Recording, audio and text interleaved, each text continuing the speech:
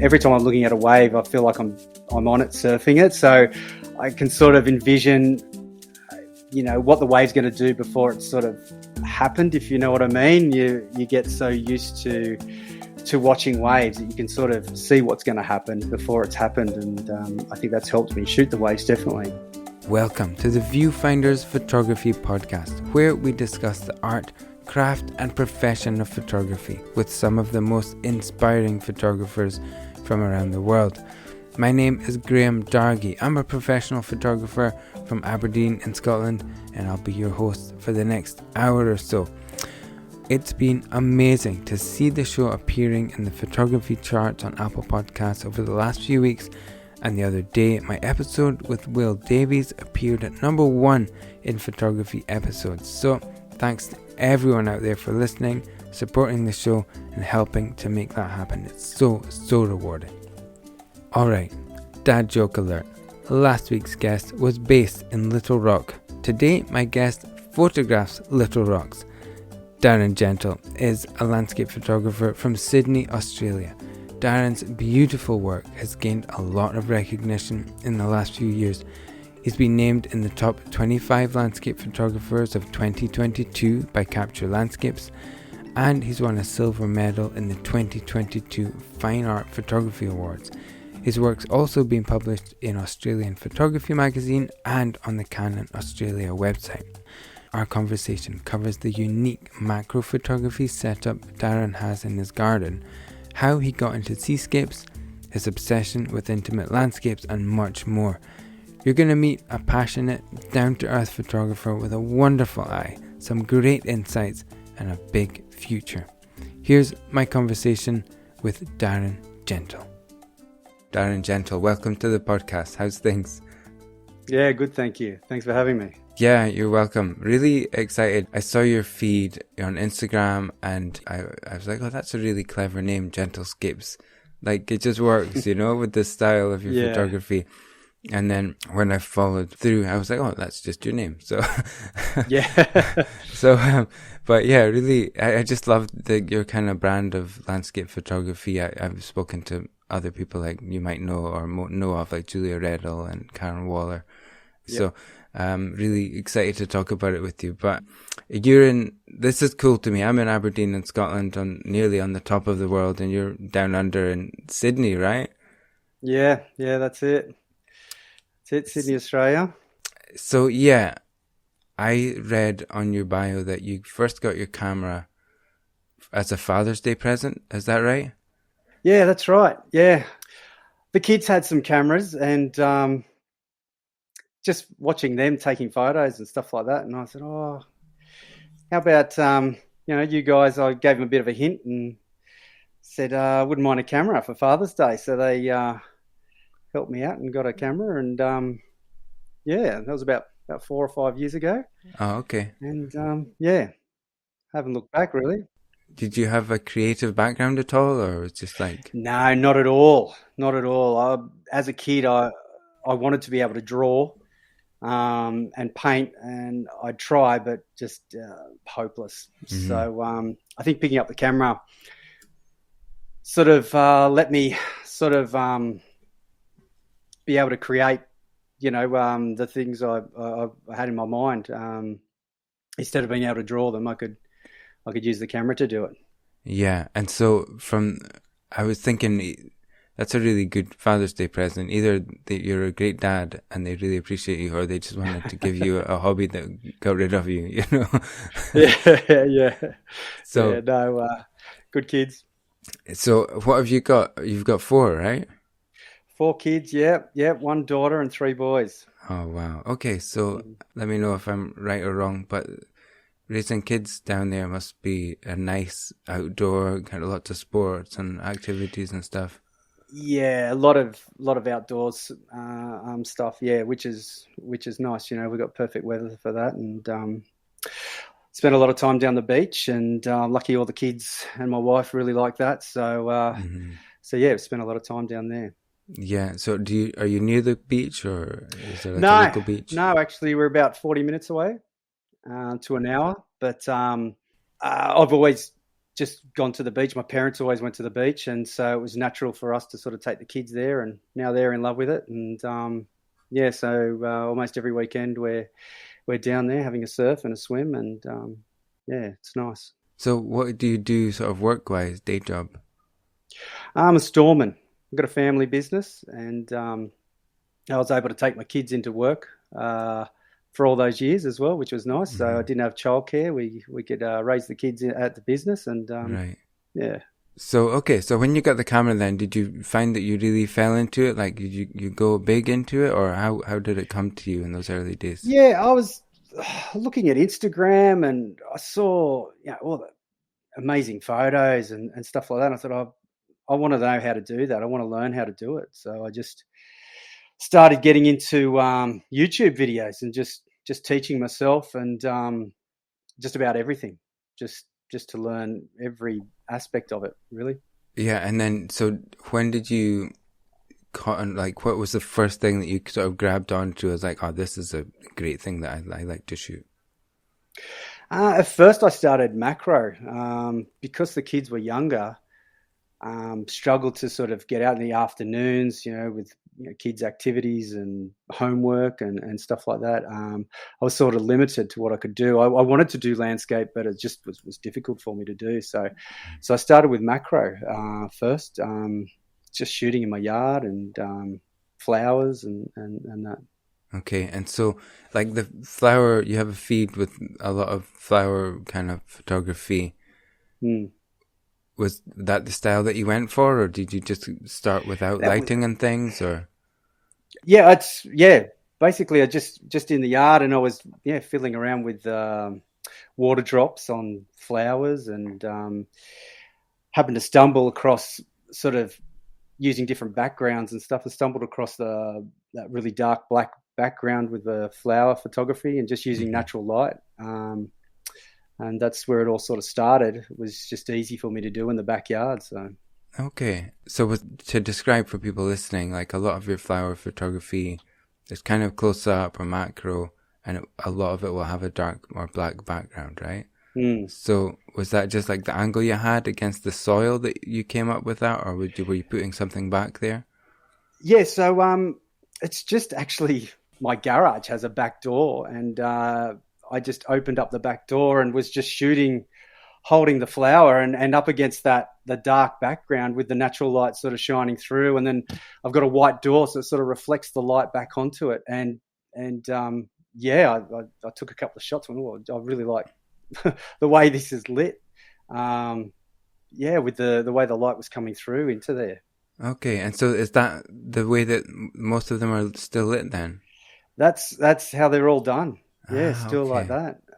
Okay, I was going to ask you about the lighting, and that's really cool to hear that. I love to find those, or when people find those unique kind of solutions, like nobody else would be able to copy that exactly, do you know? Yeah, I think people are, don't believe me when I say it's just that easy, really. Just happened to stumble across that light, and now I haven't looked back, really. I just shoot there all the time. Obviously now I got the tripod set up and all that. I've put like a black sheet up now just to make it even darker in there. And yeah. Okay, so within that space, you've started to sort of evolve it and refine it a little bit. Yeah, I've got it down pat now, so it doesn't take me very long. I've just got to find the subject, really, find the right flower, and and just start shooting away compositions and just working on different things. It's pretty limited. Yeah, it can get a bit, monotonous sort of thing after a while. So that's why I was doing a lot more of the landscape after a while, because it was, I just found that a lot more interesting. Yeah, that's a different challenge, really. So just to stay on the flowers for a bit then, and the garden stuff, is that flowers that you have in your garden, or do you bring things in from other places, or how do you find your subjects? Most of it is stuff I've got at home. If not, I'll just buy a bunch of flowers up the road, or my wife will come home with some flowers or something, and I'll steal them and start filling around with them. My little setup. Okay, so is that a nice breakaway for you from just day-to-day life to get out there and throw yourself into it? Yeah, just something to do, and takes my mind off things, and yeah, it just lets me relax and concentrate on something else and forget about everything else for 5 minutes. And then I quite enjoy then editing the photos. Just sit there while I'm watching TV, really, and edit away and see what I can come up with. It's really, really effective, like the setup that you have. And so I'm just wanting to, so the behind you've got black background of some kind. And then, Yeah. so the light that's on the subject there is like reflected light off of your white door. Yeah, it's sort of, so it comes in behind me, and then just, yeah, with the white door being on one side, it sort of then just reflects across to the side of it as well. Off to the side. Okay. So it's just like Yeah. a natural big soft light, but it's reflected light, right? Yeah. Okay. Which gives it that nice kind of softness. Yeah, and I think with the water drops too, with the light being behind, you sort of get that glistening on the water drops. It's the light. When you artificially light it, you just don't get that same look to it. Yeah, I know what you mean.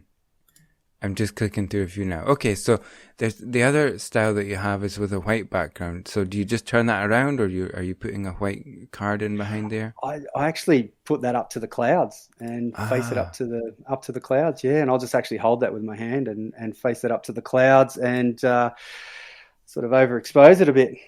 Okay. And gives me the white background. Yeah. Okay, it's still deceptively simple then, isn't it? I mean, I think this is awesome. Yeah, it's not overly complicated. So, yeah, I've just sort of worked around different things, not having the, special lighting and all that with me. So I've just sort of worked around it that way. Mm-hmm. And I find it, gives a much better look and feel to the photos anyway. Yeah, there is a real organic feel to it, isn't it? There's like I guess maybe it's the difference between like an analog recording, like a record or something, versus like a digital. There's just a certain something about that analog. Yeah, it just needs to pop a bit more. Yeah, so you've got the real natural light on the subject, and yeah, there's no substitute, isn't there? So, nah. So, okay, so with that part of your work then, where has that led you? Do you give yourself sort of projects to stay on? Or I know that you've won a few awards and things like that. So is that the kind of thing that gives you some direction? Or how do you find your way to get you sort of to the next thing? How have you sort of focused that and kept that going? Just trying new compositions, trying different lighting. I seem to go back to the same sort of thing. Trying to keep it interesting as much as possible. It's, as I said, it's difficult sometimes, but I know that works. So I just sort of hone in on the things that I know and stick to it.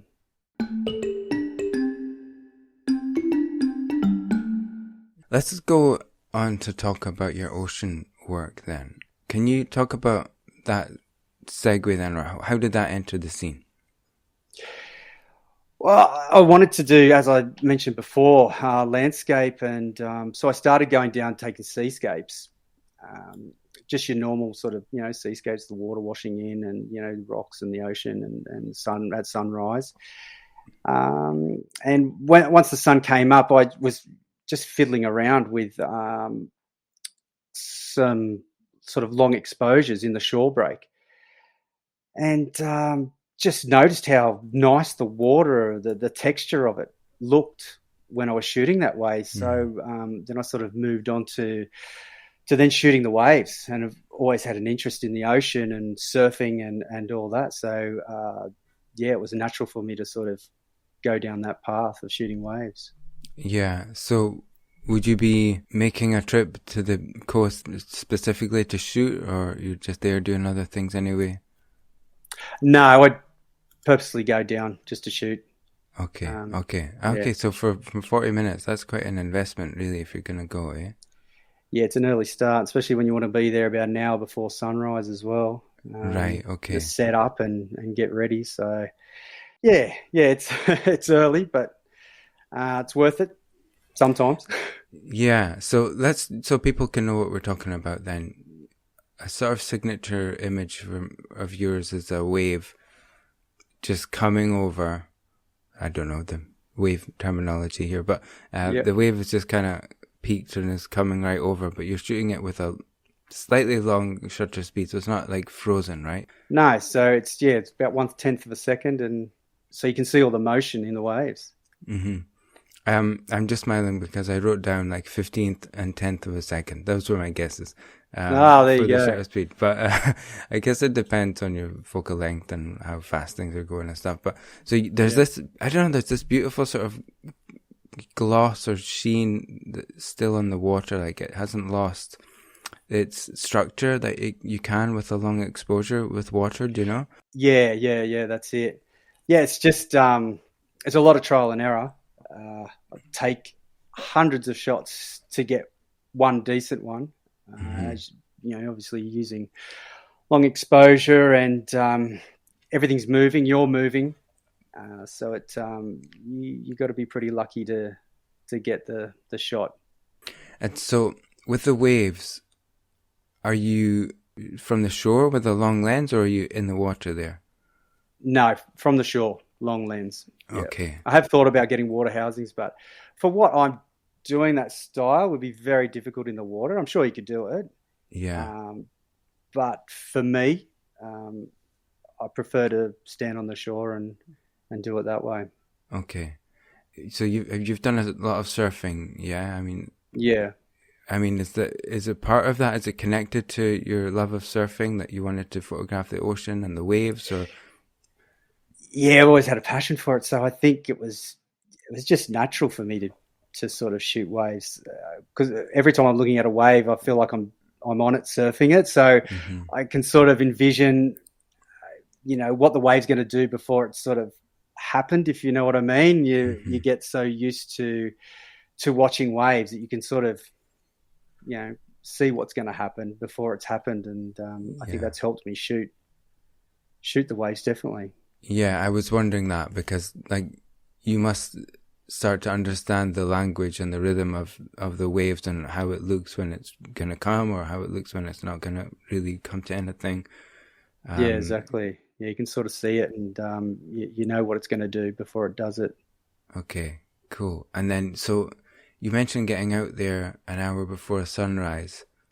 What's the ideal time for you to shoot? Are you just getting in position then, or is it like... Get in position, set up. I usually take a couple of cameras with me, with sort of different setups, depending on how far the waves are away from me. And one I'll have on a tripod and use it that way, and just sort of panning around with it. And the other one I'll just handheld and go that way. So I get there. I like to shoot. Probably I'll start maybe 40 minutes before sunrise. It depends on how much cloud is off the coast, really, how much light's on it. So you can start, as I said, like 45 minutes before and shoot right through. I shoot it till about probably half an hour after sunrise. But as soon as the sun comes up, we've got to put a filter on just to be able to shoot at those shutter speeds. Okay, yeah, I can imagine. You're just in that sort of blue hour to very earliest light window. So it's kind of a short window, but I can imagine the way that you shoot, you come away with a lot of pictures. Yeah, definitely.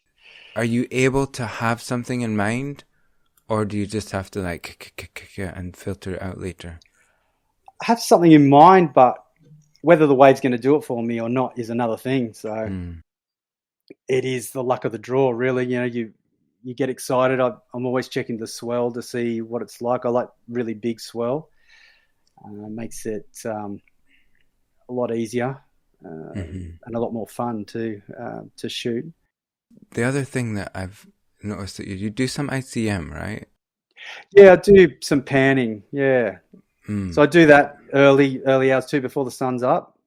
If I go down, I see the surf's not sort of right for what I want to shoot, I will then do some panning just before the sun comes up, and you get that nice colours in the sky. And I always it's always good when there's colour in the sky because it reflects back onto the waves, and that's when you get the nice colours on the waves then too.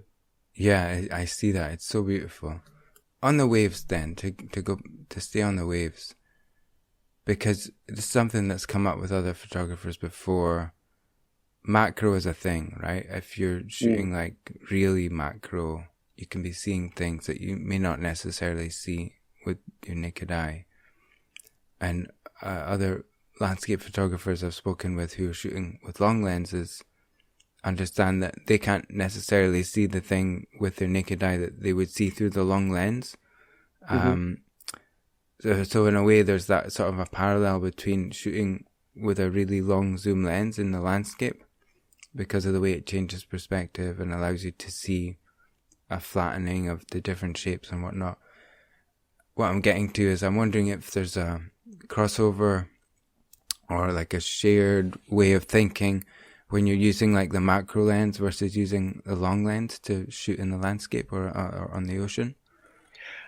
I think starting with macro, I think I do tend to like to get close to the subject. Particularly the waves. You see a lot of wave, photography, and it's quite a long way back, where I quite like to get right in there.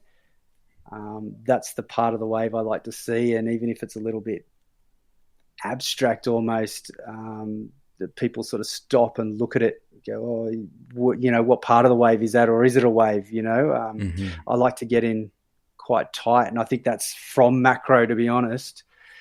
When I have an image, sometimes I'll even crop in, a bit more to sort of get the composition I want to, because it's quite hard to sort of compose a shot with a wave coming in like that.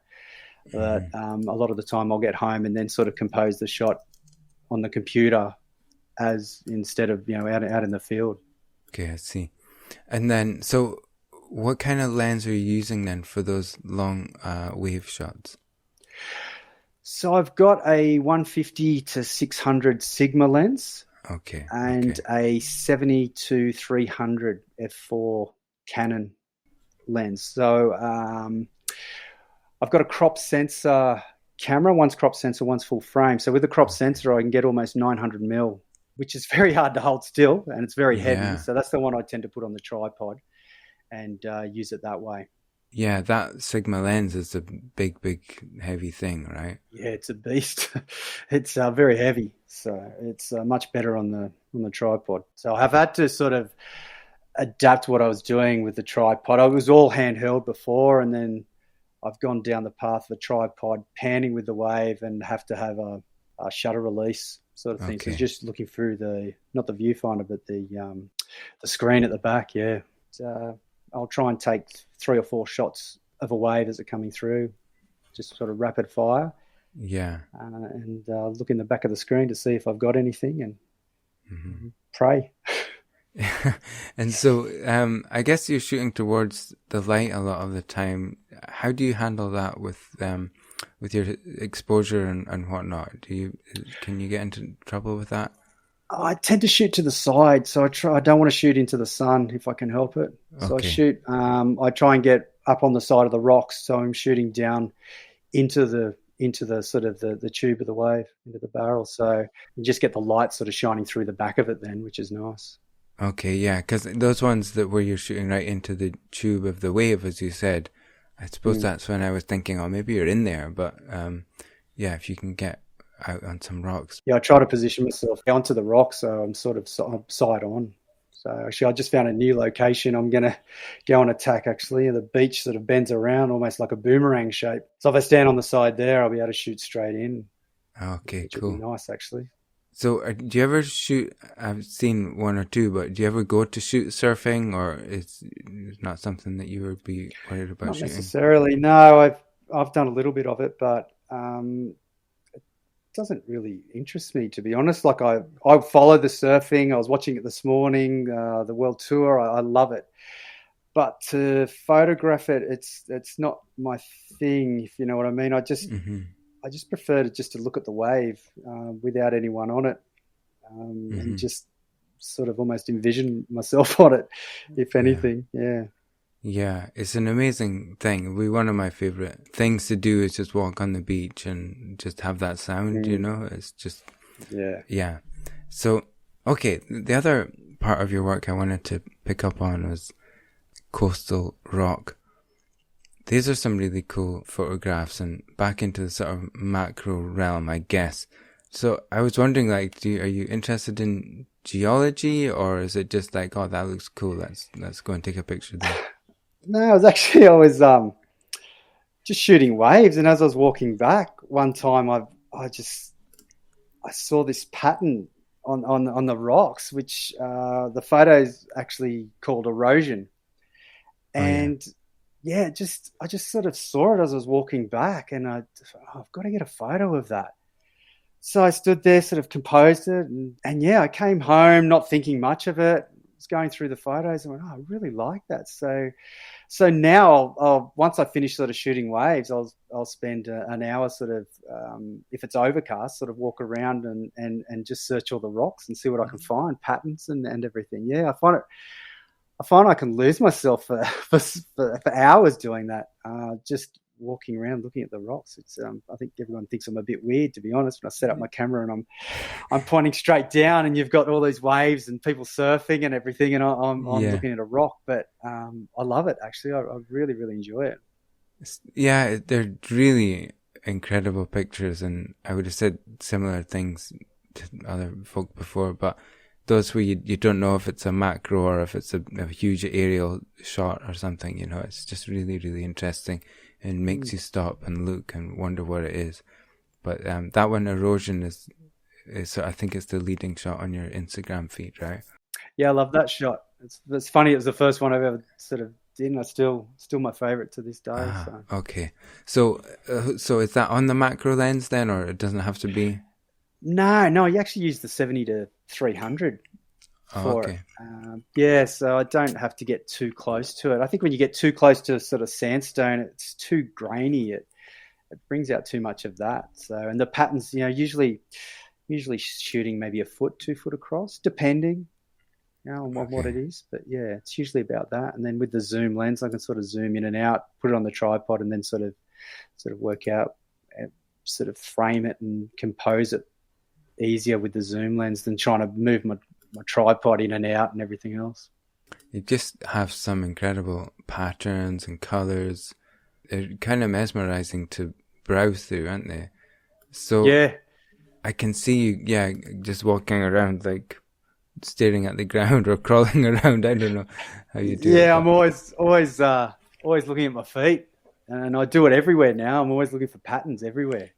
So where would that lead then? Is there benefit to you sort of getting interested in geology and finding out where you might find some formations, or are you just happy to just take it as it comes?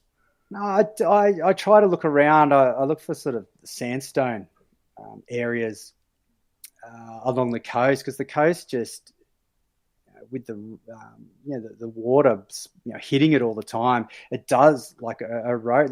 That photo erosion, I actually went back only about 2 weeks ago to the same spot, and it's completely unrecognizable, that same rock. Really? And it's not right on the water either. It's a good sort of 20 meters back. Even high tide would be lucky to hit it, but it's obviously just, you know, wind and rain and everything else has completely changed that rock now. It's just, unrecognizable. So, you can always find new things. Everything's changing all the time. Yeah, that's amazing. I mean, we understand those things are constantly changing, but you wouldn't have thought, or I wouldn't have thought, they would change that quickly. Yeah. Yeah, I mean, it was only just, I thought, I'll go back. I might try and find a different angle of this or whatever. And it was just completely different. So would it not be a photograph now, or is it something? No, not at all. No, I went back 12 months later, and I actually took another photo of it. It's called Mountains, which is at the bottom, I think, of that on the website. Just a different sort of view of it. Yeah, you can sort of see the circles in there. Yeah. But I had to sort of compose it that way because one of the other sort of circle rings had disappeared. So that had already changed in that amount of time, and now it's completely gone. So I just find the sandstone around the coast is just beautiful. The colors, especially if it's wet as well, like if it's damp, it just brings out all those colors, the blues and the oranges, and Yeah, I'm colorblind, but what I see is those colors, and it's yeah. Cool. I'm colorblind as well. Okay. It's a horrible thing to confess as a photographer, isn't it? Yeah, well, it's funny when people say, "Oh, I love the colors in this photo," and obviously they're seeing completely different colors to what I'm seeing. Yeah. So obviously they're seeing something in there, and I'm seeing something different, but they're happy with it as well. So That's so interesting. I'm going to put a link in the show notes with those with erosion and mountains, and people will be able to see that it definitely is the same location. You can tell that, but it's incredibly different. That's amazing. So, okay, so between the three parts of your work, then the macro kind of flower stuff, ocean, seascapes, if we could call it that, and the coastal macro. Is there an area that you think, oh, this is one that you really love, or you're just happy to just mix things up and get different stimulation every time? yeah, I really love shooting the waves. It's just exciting every time you're down there, and especially when it's big. It's just a great place to be when you're there amongst it, and the wind's howling and big surf, and there's no one out. You're the only crazy person sort of out there, sort of taking photos, or even in the water or on the beach.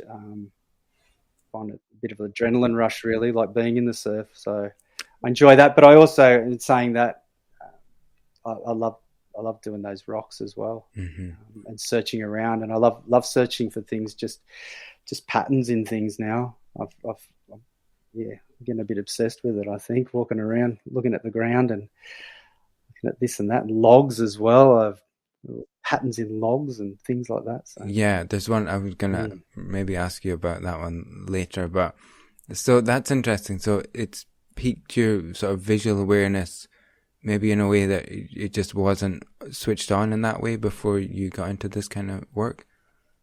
definitely, yeah, super aware now of everything, even cracks in pathways and things like that. I Yeah, always look for sort of S bend sort of patterns and things that just sort of catch my eye, and yeah, that might make a good photo, or that.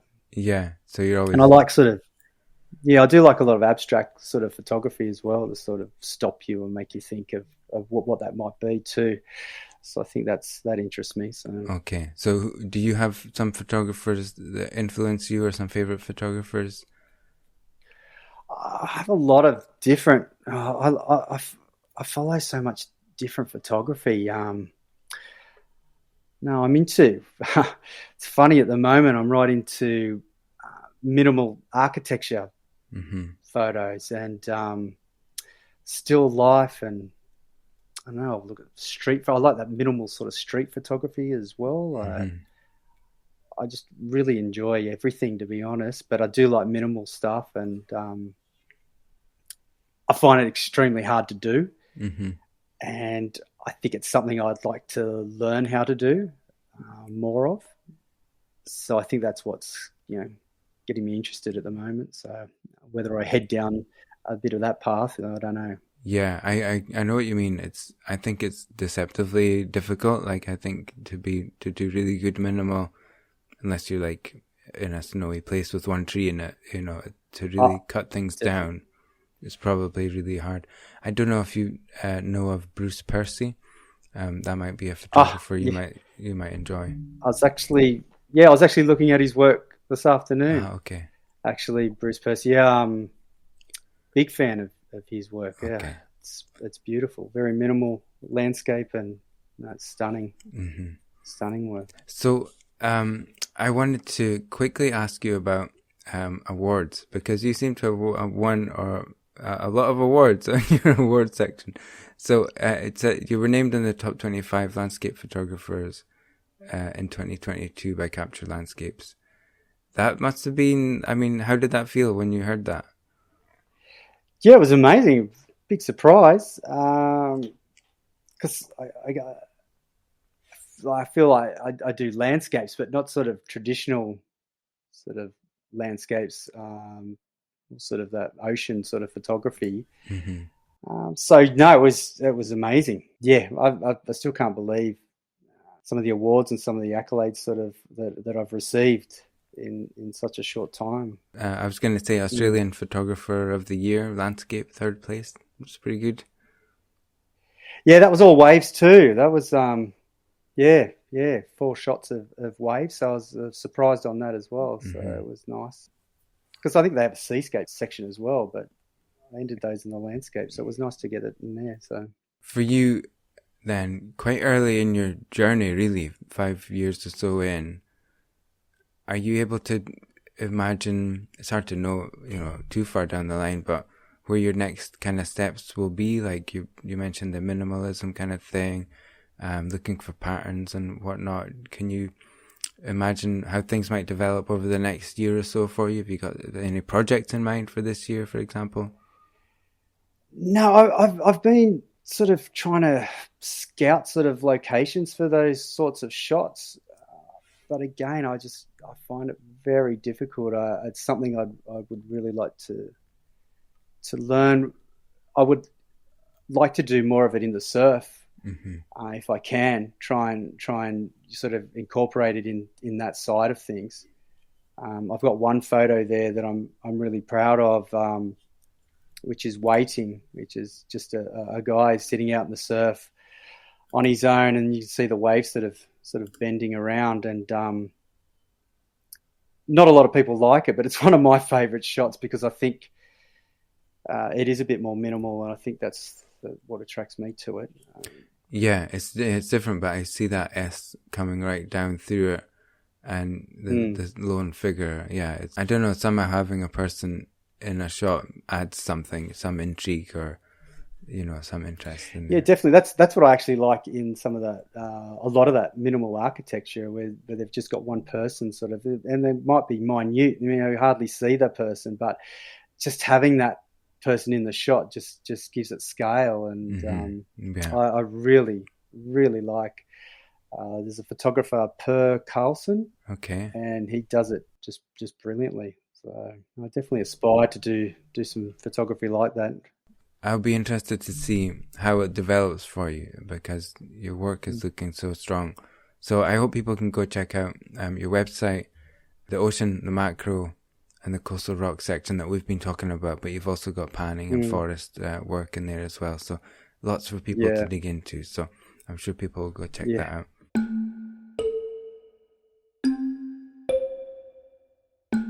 It takes us to the gear round. I know we've kind of touched on this, but rather than going deep into your camera bag, if you had to grab your camera and one lens, what have you got in your hand? What's your favorite kind of combination to have on?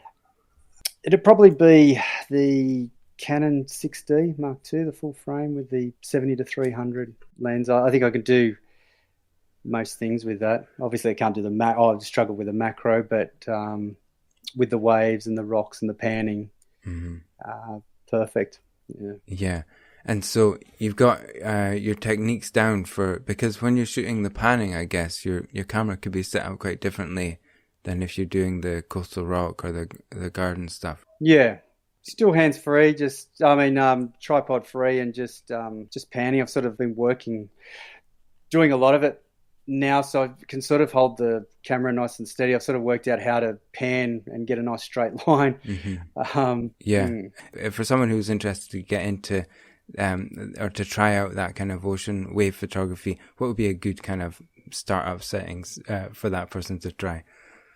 Yeah, so I've set it at 1/10 of a second, and then depending on light, it's just so ISO 100. Now, if it's if it's really dark in the morning, then obviously I'll have to boost the ISO up a little bit, but I try not to go too high. I try and have it at 100 if I can, and then just sort of move that f-stop around just according to the light. It's changing every few minutes, so you're constantly changing it. And then when there's too much light, obviously, then I'll put on the 4-stop ND filter and keep going. Okay, so the shutter speed is king, and then everything else props that up. Yeah, exactly. Yeah, because that's the look you want, is that flow in the water. So you keep that constant and move everything else to to adjust to it. Yeah, you're really good at it. You got some great results. Okay, this takes us to double exposure. I'm going to ask you about one picture that I really like, and I'll invite you to tell me about one of yours that's a favorite as well. There's a lot of nice pictures here. It's tricky, but I did want to ask you about this one with the log. Right. You know the one I'm talking about? It's on Instagram, is it? Yeah, it's on Instagram, and I'll read the caption. It's 3-inch part of a log found in the bush, taken with 100mm macro. It's obviously reminiscent of the coastal rock, but there's something more alive or organic about it. Can you talk about that picture? Yeah, it's actually near where I grew up. My parents, they still live there, and I used to spend a lot of time down in that bush. So from time to time, I'll go down there and just search around for things like that, and stumbled across this log, and it's been there a long time, and it's, you know, obviously just sort of rotted away and just sort of been sitting there, and it's just created this pattern from I don't know what, but it's so I've sort of stumbled across it, and the macro was the only way to shoot it, really. I needed to get as close as possible because it's so tiny. Oh, really? Okay, it's small. And it's really small. So, but the patterns that are in it, I just love those, the swirls and everything that are in it. Yeah, the light shades and the dark shades. And when you shot it, did you have to go back a few times to get good light, or that's just how it was? No, I just that's the first time sort of thing. Went down, got it. I was actually not that long ago. It was only about a month ago, I think, I took the shot. Okay. It was damp again. It was better with it being damp. It sort of brings the colours out more. When it's dry, it doesn't even look anything like that. So okay. And so when you guys say the bush, you mean like it's in the countryside or something like that, right? No, it's like bushland, like thick scrub, sort of Australian bush, gum trees, and there's like little trails just going through it. Okay, so, I understand. Okay. Yeah, so you sort of walk along the trails, and this creek's running through it, and it's pretty overgrown. Most places, all full of ferns and shrubs, and then you got the big gums towering over the top of it. It's almost, I don't know, parts almost look like rainforest almost. Okay. As well. All right. So dense. Yeah, it's very dense. Yeah. This is a great photo. It's got that organic feel, sort of marbling with the shapes and the textures. You would have, I would have assumed probably it was rock. Just looking at your other work, but hearing that it was wood, it's like, well, this is a whole other thing now. So yeah, it's hard to tell what it is looking at the photo. That's why I thought I'd better put a little caption in there to tell people what it actually is. Yeah. So okay. So if I was, oh no, go ahead. Sorry. Yeah, no. With the macro was the only way to shoot it, really. And I've just got a new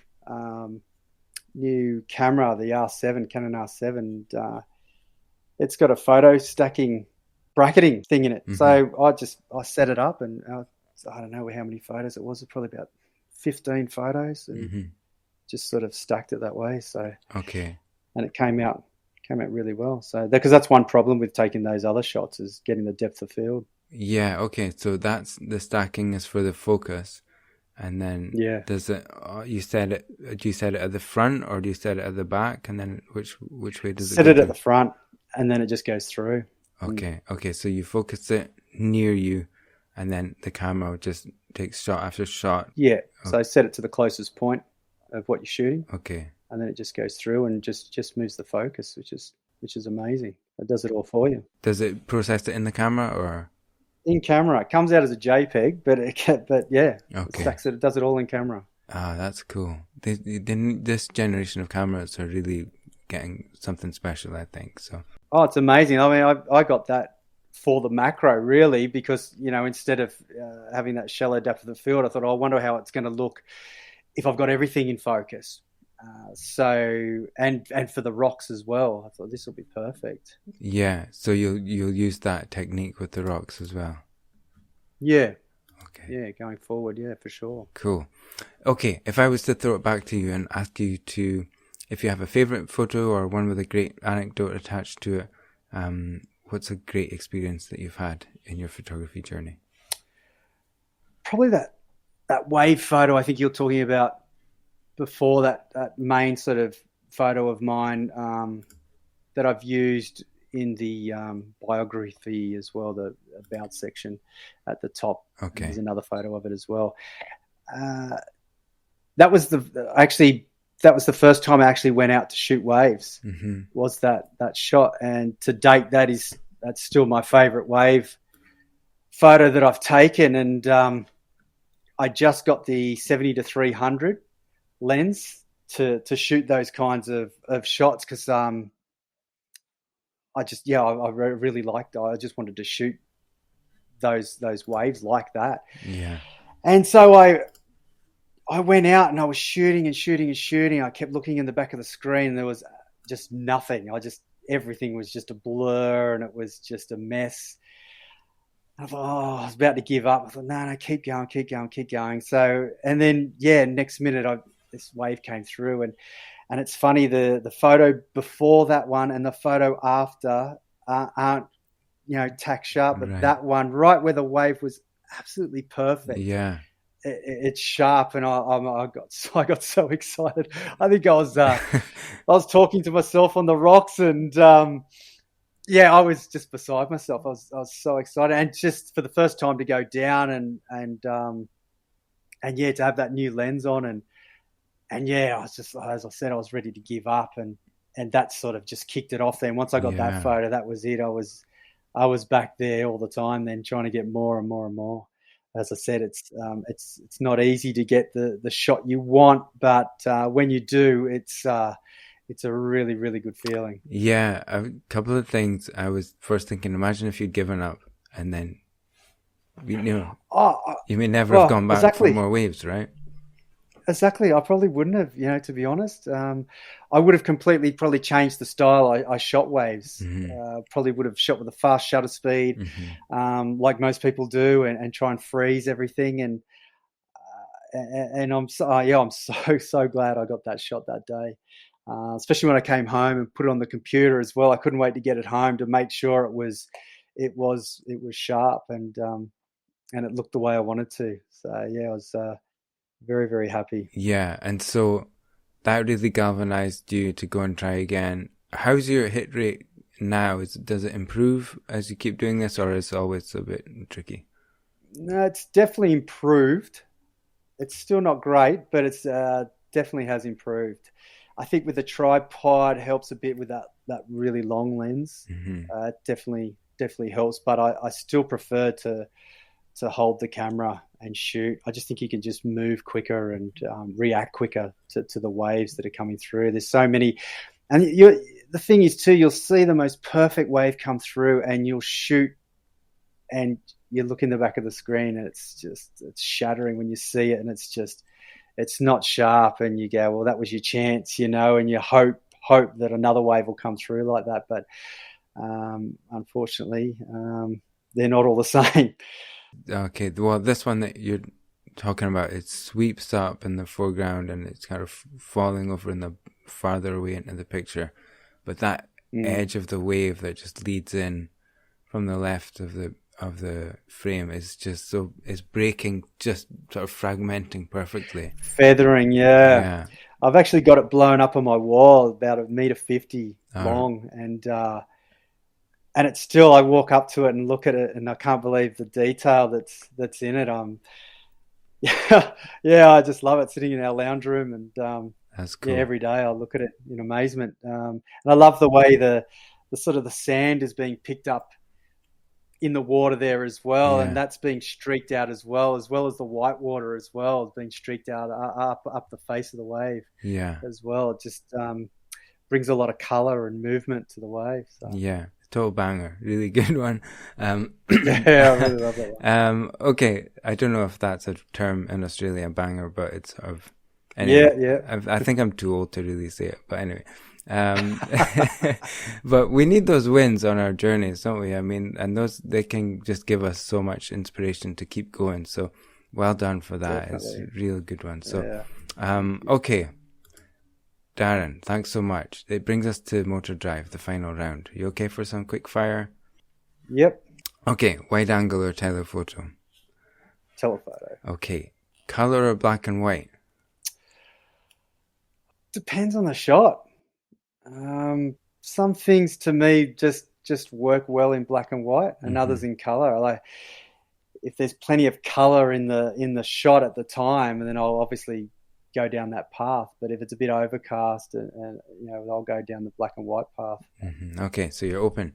Do you know the work of Jonathan Critchley? Yes. So I just wondered if you would like that guy. Okay. Expensive lens cloth or the corner of your shirt? I tend to use the lens cloth. Yeah, I don't blame you. I'm open-minded. Whichever one's closer. I'm worried about sand. Oh yeah, for sure. Yeah, you need to be careful. Any sand on there, it's just gonna rip it apart. And I've always got sand through my bag and everything. So okay. Yeah, oh no, isn't great. No, you don't need that. Okay, what's a weird thing I could find in your camera bag? I've got it pretty stripped out actually. I do have I've got a satchel of the stuff that soaks up moisture. I've got a couple of those in the bottom sachets. Of it. Yeah, like that, just to, could be near the ocean and stuff. I do have that in there, just in case. But no, that's a great idea. So that's something you put in there. It's not just the one that came with the bag. No, it's in the bottom. Yeah, it's just, I'll just put it in the bottom there, and it's just in there with the cameras. So if any moisture is around. I'm into that idea. Okay. Do you use emojis? What's your go-to emoji? Thumbs up. Okay. Keep it simple. Yeah. Best Sydney or best Australian band or musician? I like Vance Joy. Okay. I don't know if you've heard of him, but no. Big fan of Vance Joy. What kind of stuff is he doing? Oh, it's sort of he had a big song years ago called Riptide. If you remember that song, I know it was pretty big around the world, but no, I like him. Okay, I'll check it out. I'll put a link in the show notes. Check him out. Okay, when do you feel at peace with the universe? In the ocean. Yeah, in the surf. When I'm out there, just sitting out there on my board, it's just everything goes away. Mm-hmm. Just waiting for the next wave, and I just love it. I just love the beach. Yeah, I can't get enough of it, which is weird because I live an hour away. But unfortunately, life is out here, works out here, and one day when the kids have finished school, I'll definitely be heading down that way. That's for sure. Yeah, oh, good. People surf here, it's the North Sea. I mean, it's really cold, and they say, once you get your wetsuit on, it's fine. You don't feel it, but there's no way I'm ever doing that. But I do I was talking to Chris Orwig in California not long ago, and I just think I wouldn't mind living somewhere like that, or maybe Australia. It's worth a try. It's got to be worth a try. The hot weather must be good. It's beautiful. I love it when it's hot. I just love it. At the beach, and I don't know, when people are at the beach, everyone's got a smile on their face as well. Mm-hmm. I just find it just everyone seems happy and just free and just enjoying life. It's just a nice place to be and be around as well. All right. Thanks so much, Darren. Really appreciate it. It's been really interesting getting into your work, and I'm really looking forward to seeing what's ahead for you. So enjoy. All right. Thank you very much. Thanks for listening, guys. So appreciate your time. Follow Darren on Instagram at Gentlescapes and go to his website to see more of his wonderful photography. Links to everything we spoke about are in the show notes. If you enjoyed this episode, I think you would like my conversations with Kai Hornung, Julia Reddle, Wendy Bagnall, Shona Perkins, Paul Sanders, Karen Waller, Stephanie Johnson and Valda Bailey. You can find them all on the Viewfinders website. That's it for now. Take care, enjoy your photography, and I'll see you out there.